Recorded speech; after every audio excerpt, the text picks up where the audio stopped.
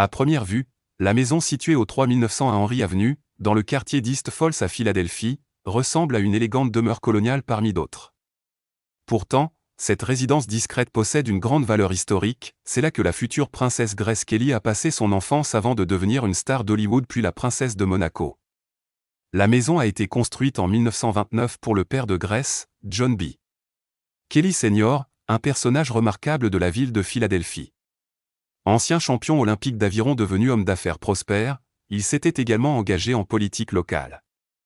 Son épouse, Margaret Major, était elle aussi une pionnière, elle fut la première femme à entraîner des équipes sportives féminines à l'université de Pennsylvanie.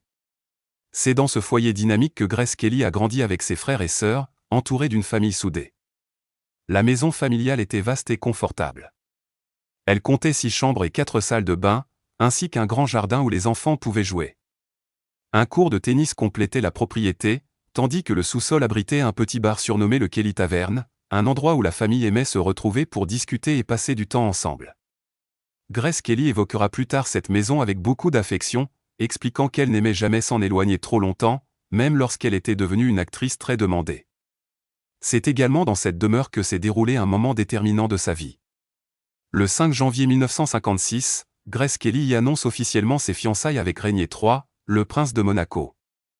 À cette occasion, il lui offre une bague signée Cartier.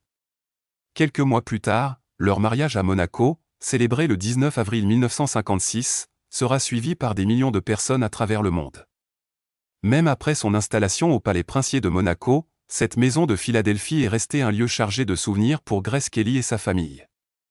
Des photos prises en 1963 montrent la princesse et le prince Rainier posant devant la maison avec leurs enfants. Des années plus tard, leur fils Albert II, le prince de Monaco, garde lui aussi un attachement particulier à cette propriété. On peut encore y voir des marques gravées sur une porte de placard indiquant la taille des enfants Kelly à différentes étapes de leur croissance. En 2016, lorsqu'il apprend que la maison est mise en vente, le prince Albert décide de la racheter pour environ 775 000 $, afin d'éviter qu'elle ne soit transformée ou détruite.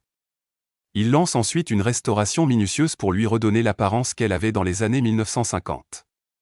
Aujourd'hui, la maison reste une résidence privée mais sert aussi de base pour certaines activités de la Fondation Prince Albert II de Monaco aux États-Unis et de la Fondation Princess Grace USA, perpétuant ainsi l'héritage et les souvenirs d'une famille devenue légendaire.